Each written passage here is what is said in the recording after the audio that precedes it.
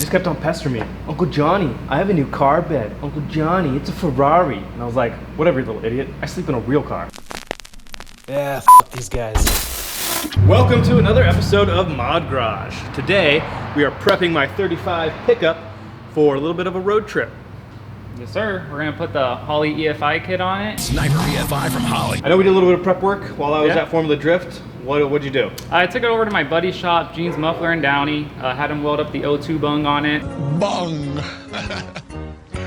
Puts it on 10 minutes. I'm back driving out. It's just way easier for me to take it down there than for me to do it myself. All right, so Zach's behind me reading like a freaking nerd. I just want to say, Holley actually does a really in-depth video on how to install the Sniper EFI, so definitely check that out. We're gonna give you a bit of an overview, but like we mentioned, we already did the O2 sensor and welded in the bung. Sometimes it's easier to take it to somebody who has a full lift and can kind of get under a car that is this low. So let's get into it. Right now I'm disconnecting the battery, just that way we don't short anything out, and then I'm gonna have to run new power and ground for the Holley EFI system. Everything on this pile of shit's a bitch to get to also, so that's it. New fuel pump. Think that'll fit? We're gonna make it fit regardless. Hear that? We're gonna make it fit.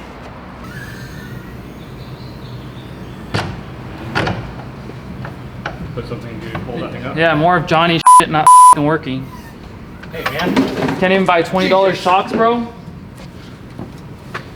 Every time I replace these things, oh, that's a way to do it. There you go. That's not gonna fuck up my shit. Yeah. I gotta replace it anyways. Figuring out how I'm gonna run the fuel system. Gotta put a return line.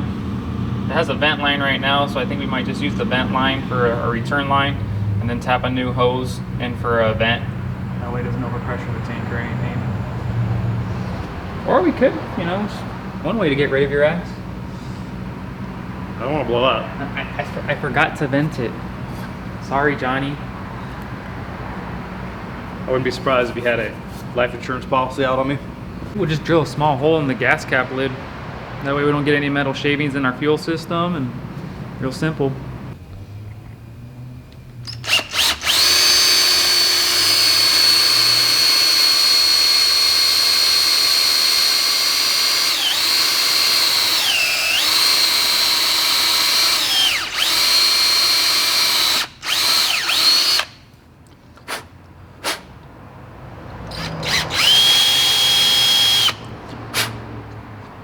There you go, quick vent. Don't always have to do it the right way, as long as you know how to do it. Just got 67 Barracuda yesterday, so we're gonna take this off, slap it on that, and give it a new life. Keep it going.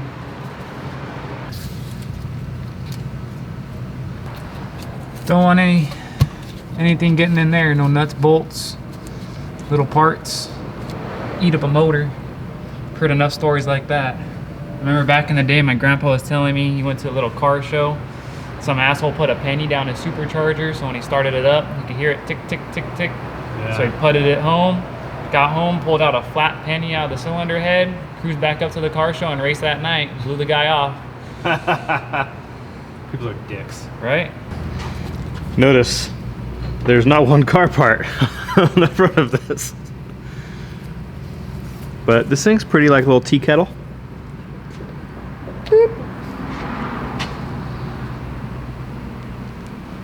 Well, it said it's used for shining up old turds. It's not a turd. I rubbed it good, boss. Rubbed it real good. Cameraman, what are you doing? All right, trying to clip it to my belt loop or something. Put it down your pants. I get it. Your carburetor runs on 5 to 7 pounds fuel pressure. EFI requires at least 45 pounds. So now that you have all that fuel pressure, if you don't run a return line and just have 45 pounds there, it's just gonna you're just gonna flood out the engine every time. So you gotta run the return line. That way 45 pounds is always there. Whatever's not used returns back into the tank. What he said. He said it better. See, I stumbled up because there was a car going by, and I was like... Yeah. You're so full of shit, your eyes are brown. That is true. Oh yeah, I see hose. We're good there? We got hose. We need some more? We got hose. No, we're good. Alright. In different area codes.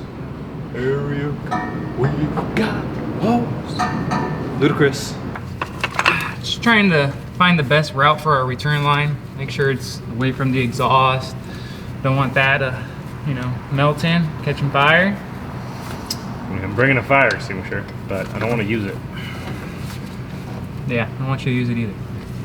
I remember I first started drifting in my Toyota Cressida with the turbo, and I was hitting this corner over in like Wilmington area, and a bunch of us friends and guys, it's with a group called Bicep Drift, you know, cheering me on. As I went by, they said, "You're on fire!" And I was like, "Hell yeah, man! I'm finally getting this shit." Turns out my turbo was actually on fire. This is our fuel pump, basically. Just waiting for my drill to charge up a little bit so we can mount that. And then it comes with a few set of filters, one in front of it, one behind it. That way the throttle bodies on these, it's not like a carburetor. I mean, if anything plugs this thing up, you're gonna have to take it all apart and clean it out. So they want you to run a filter before and after the pump. That way just the fuel system always stays clean. Or you just go and change your filter and be back on your way.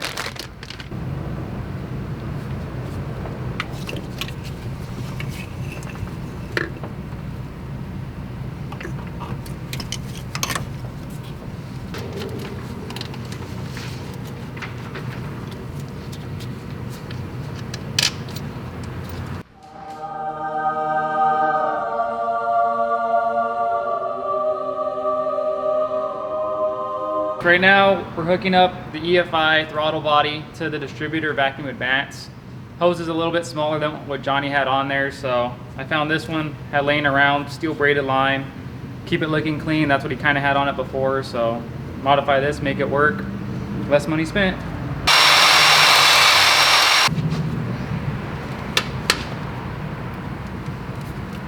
Struggling to get the hose on, so I'm gonna heat it up a little bit, melt a little bit of the rubber, plastic. That way it just slides on, be a nice tight fit too. There it is. I'm not average, I'm special. No, your wife is. That is true. For those of you that don't know, it's over there, Jacob. This is my wife's car, truck. And when we got married, she told me, "You are not my husband. This truck is my soulmate. Don't get it twisted." We just hooked up the vacuum line going to the transmission. That way, you know, transmission shifts when it's supposed to, or when you step on it, kicks down and you got that power burnouts, you know. Remember that one time in my Torino, we forgot to hook that up, and I would just have to like stomp on it. I'm like, why isn't it shifting? It's shifting really high and really hard. So if it's shifting really high and really hard, chances are it's probably the vacuum line. Oh, you were filming that? You know, we're just good friends.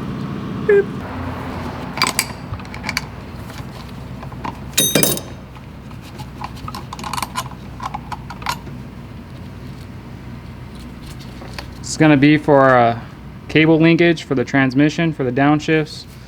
And this one's gonna be for our throttle. Your carburetor should have already had this stuff, so you just throw it on the EFI and good to go. Everything stays the same.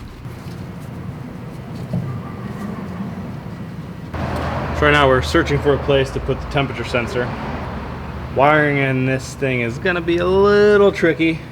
Everything comes up underneath in between the firewall and the actual cab. So Trying to keep it as clean as possible, not half-ass it, you know. Still want it to look like a nice show truck and run like a brand new truck too, so.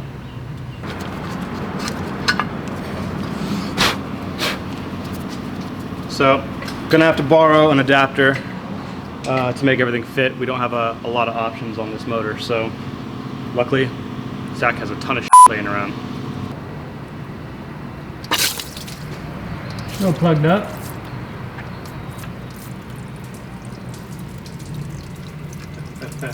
It said to let out a little coolant, so.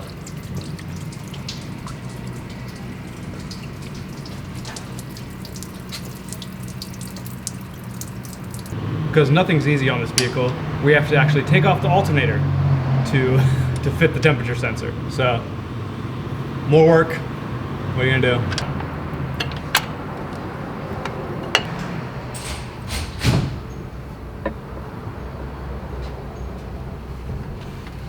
Wiring under here. So one tiny little hole all the way at the top that goes down into the engine, and then it has to actually go down in between the firewall and the sheet metal that we put in there, and then down all the way, and then all the way back up into the engine, where we're actually going to have the rest of the wiring harness. And then we got to figure out where we're going to run the part for the tuner. Might be someplace right back here. Still on the other side. This is not going to be easy.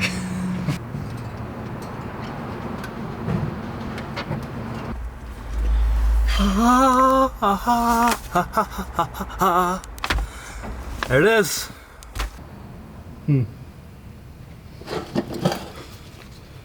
So if we want the tuner to go on this side, we're gonna have to drill a whole nother hole through the firewall, which I don't necessarily want to have to do. So we'll see if we can get it to go on this side, and maybe I'll just attach it to the wall on the left-hand side on the driver's side. We'll see. All right, so trying to run the wire for the tuner. I'm gonna try to go back down the hole that I brought the pink wire up through. Really small, so I gotta kind of jimmy it in there, but I'm hoping it just kind of goes down. I'll snag it from below and just bring it right into the engine bay.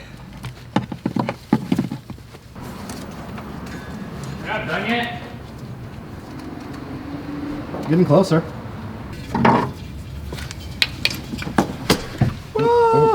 All right, so doesn't look like I ripped anything out. And here is the wire for the tuner. So we're getting close. Leave that there for now. All right, so we ran the majority of the wiring. The fuel pump is mounted and hooked up. Zack is under there hooking up the O2 sensor now, and a few more wires. Everything's zip tied, ready to fire up. We're super close now. We're just throwing on a new spark plug wire from earlier, cleaning up a little bit of the coolant that bukkaki'd him. And then we're gonna fire it up. All right, so engine's at stall. That's good. TPS, we're gonna press it. Should go up to 100%. And gets to 93 all the way pressed. That should be good. It's over 85. Maps at 101, that's good. It should be at 85 to 102. Coolant temperature, 95, that's the ambient temperature. IAC position, we're not gonna worry about just yet.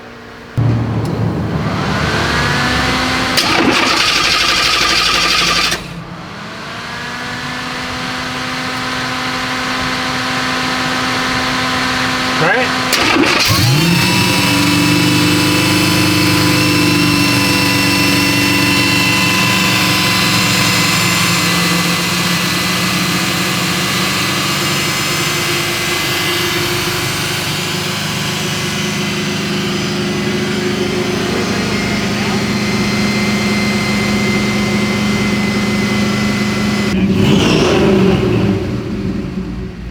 That squeal is just a belt, but everything's looking good. We're starting to get up to operating temperature. Yeah. So it sounds good. I can still use the same air filter that I was running, and there's really no change in appearance, but there's definitely a big change in the way it's going to be running.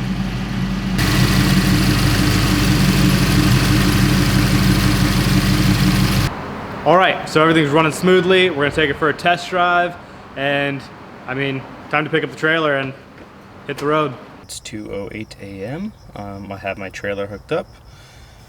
Time to start the trip. All right, it's 4:30 a.m. Truck is running great. Made it over the grapevine. though the 5 going through the valley in LA is like king of the hammers. I'm pretty sure there's a rock section going through Burbank. Caltrans, you need to get on that. Just filled up, and now the fun begins. Let's see how good the gas mileage is, even towing the trailer.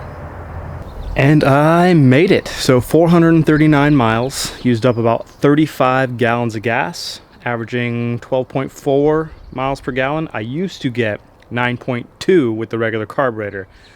Now, keep in mind, I was pushing the truck a bit. It's only a 3-speed. There's no overdrive, and I was going 65, 70 a lot of the time at 2,800 RPM. Not the most economical way to drive, but the EFI did great. I'm getting better gas mileage. Can't wait to disconnect the trailer and see what it gets after that. If you want to check out the Sniper EFI from Holley, there's a link below, and make sure you subscribe.